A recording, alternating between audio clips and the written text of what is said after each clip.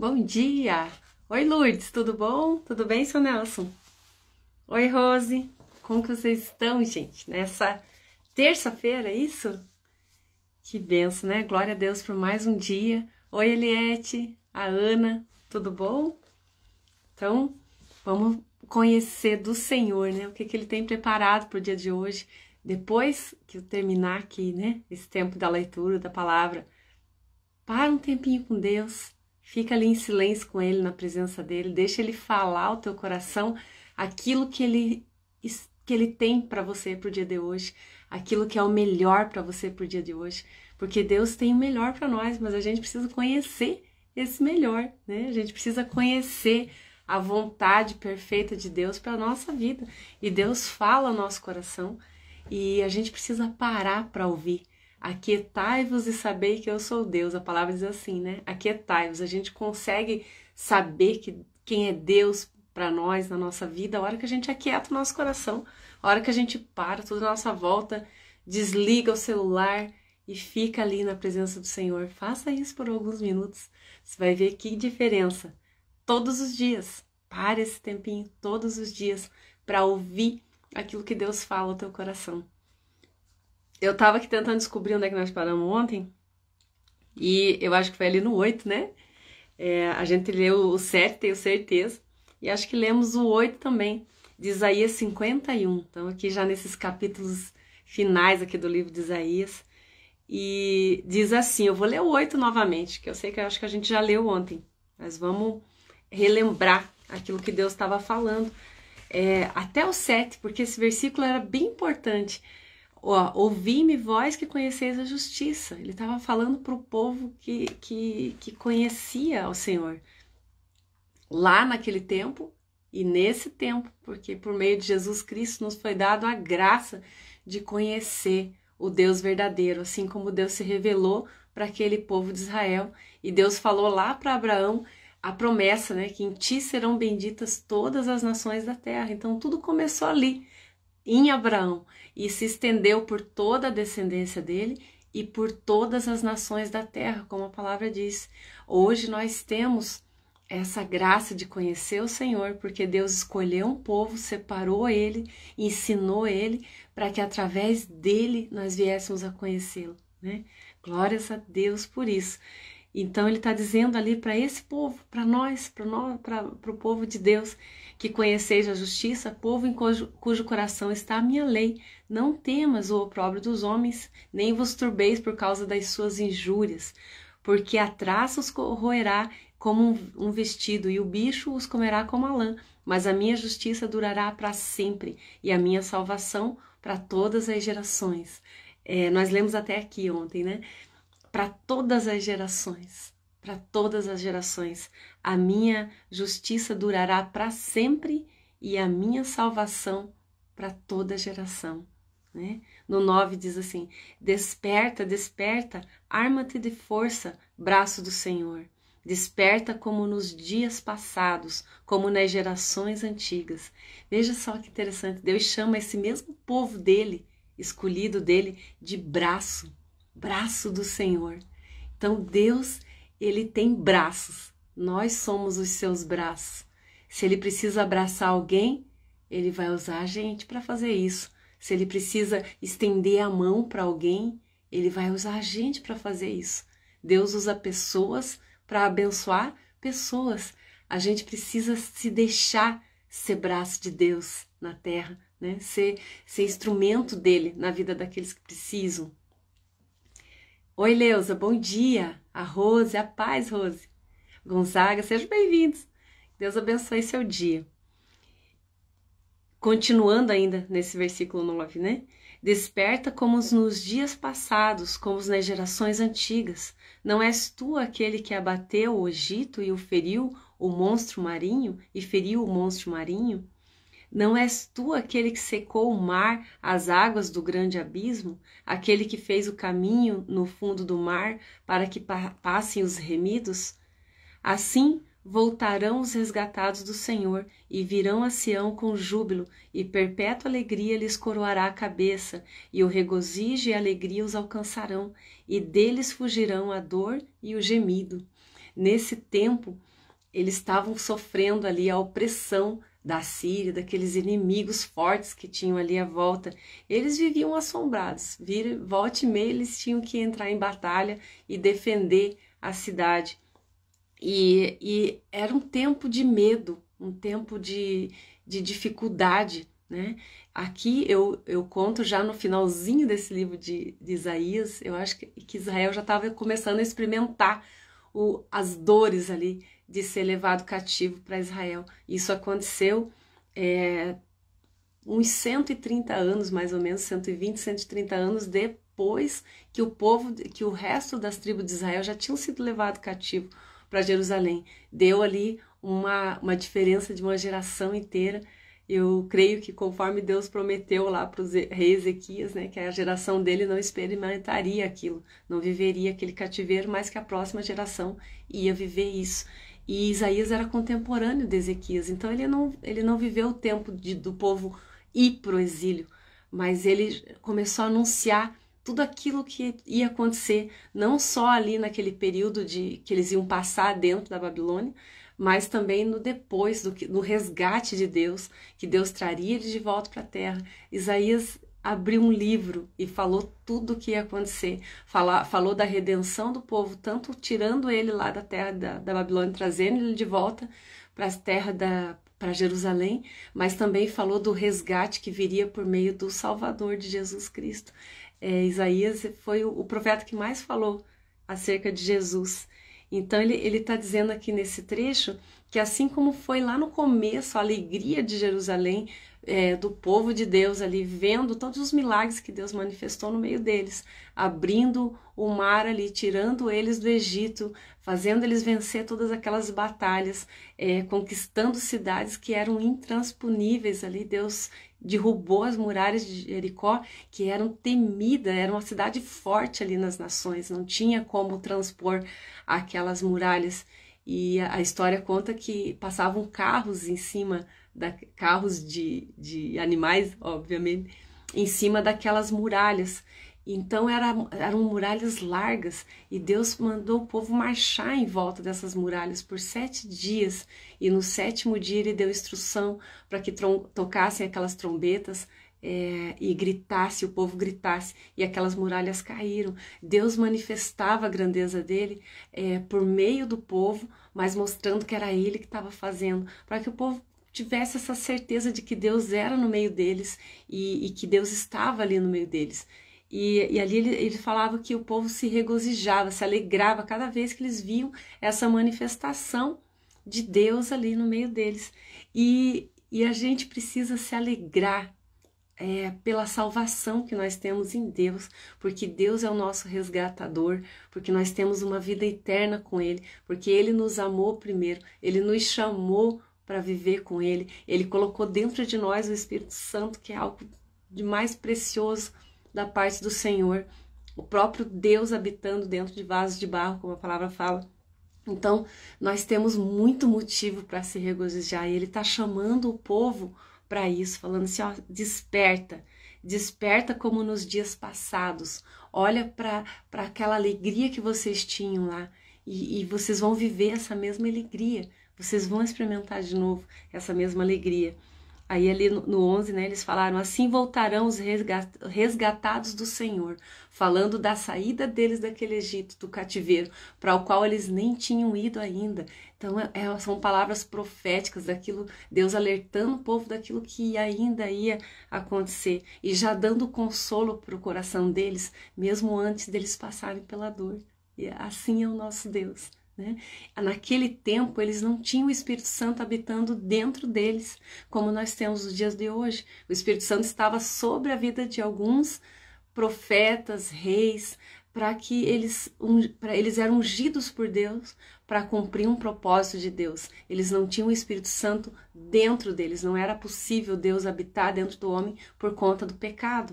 Então Deus derramava da unção. Né? Os profetas faziam isso quando Deus escolhia alguém para servir a ele ali, seja em governo, seja em profecia, e ele pedia pro profeta derramar o óleo da unção sobre aquela pessoa, representando ali que Deus estava sobre aquela pessoa.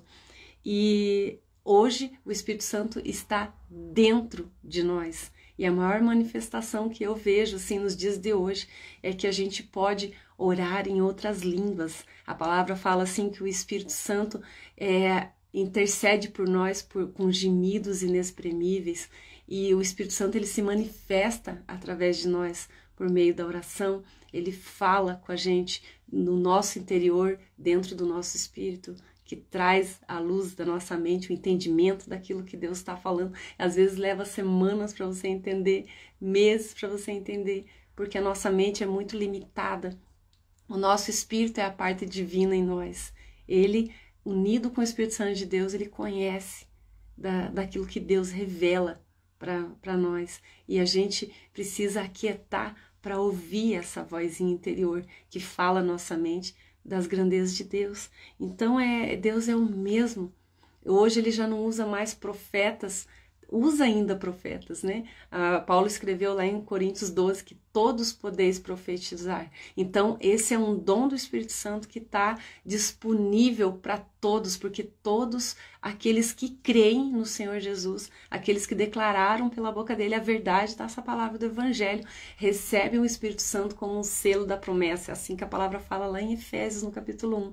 Então, nós que cremos na palavra de Deus, que um dia nós ouvimos essa palavra do Evangelho e nela cremos, nós recebemos esse Espírito Santo como um selo da promessa. Jesus falou assim: cuide para que a luz que há em ti não sejam trevas. Então, a gente tem essa luz dentro de nós, a gente precisa cuidar dessa luz, para que ela cresça, para que ela ilumine as coisas à nossa volta e não fique ali sucumbida dentro de nós e até se apague, se extingua, né? Paulo falou isso: não extinguais o Espírito Santo que está em vós. Então é possível você deixar ele sucumbido ali dentro de você e ele não fazer nada, né? Jesus falou assim que quando a gente acende uma luz, uma vela, né? A gente coloca ela sobre um veladouro para que ilumine tudo que está à volta, não esconde ela, né? Deixa ela ali visível para que ela ilumine. Então a gente precisa deixar essa luz dentro de nós se tornar visível. A gente precisa dar luz, dar lado para o Espírito Santo se manifestar através de nós.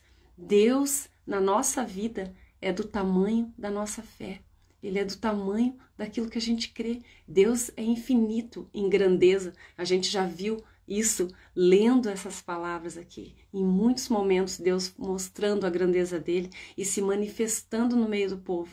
Mas na nossa vida, Deus é o mesmo. É o mesmo que abriu o mar lá atrás, como ele falou aqui, para o povo passar em seco, né? Libertou o povo com forte mão lá do domínio do Egito.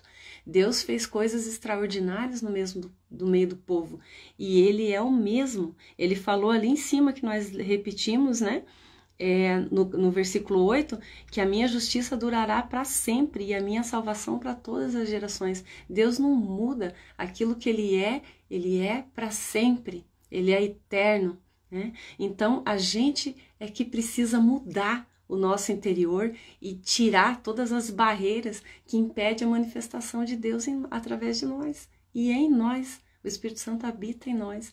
Ele é o nosso consolador, o nosso paráclito. Você viu que aqui Deus usava dos profetas para consolar o povo, para falar para o povo: olha, vocês vão passar por lutas, por dificuldades, mas eu vou estar ali com vocês e eu vou tirar vocês daquele domínio de opressão e vou trazer de volta para a terra de vocês. E a mesma alegria que vocês tinham lá no passado, quando eu realizava aqueles milagres extraordinários no meio de vocês, vocês vão ter também depois. Então Deus falando para eles: olha, isso vai passar, isso vai passar. E Jesus disse: eu vou para o Pai, mas eu não vou deixar vocês órfãos, eu vou deixar com vocês o Consolador, o Paráclito, o Espírito da verdade, aquele que vos guiará em toda justiça, em todo juízo, em toda verdade. Então nós não estamos mais sozinhos. O Espírito Santo de Deus é o nosso profeta, vamos dizer assim. Da mesma forma que o profeta guiava o povo, direcionava o povo para a palavra de Deus, o Espírito Santo faz isso em nós, à medida que a gente deixa ele se manifestar, à medida que a gente dá ouvidos para essa voz que Deus fala dentro de nós, nos indicando o caminho. Nós lemos no versículo anterior, no 7, né, ainda de ontem, que a lei está impressa hoje dentro do nosso coração. Deus falou ali em profecia, né? A minha justiça, vocês, como é que diz ali, ó? Ouvi vós que conheceis a justiça, povo em cujo coração está a minha lei,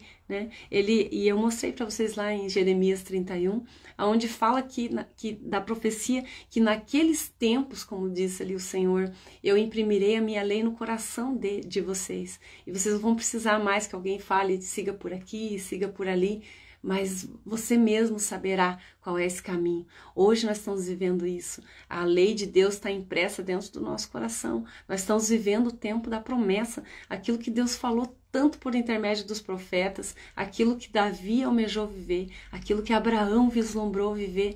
Nós estamos vivendo no dia de hoje esse tempo do cumprimento da promessa de Deus, do derramamento do Espírito Santo, como Joel falou na profecia dele ali no livro de Joel.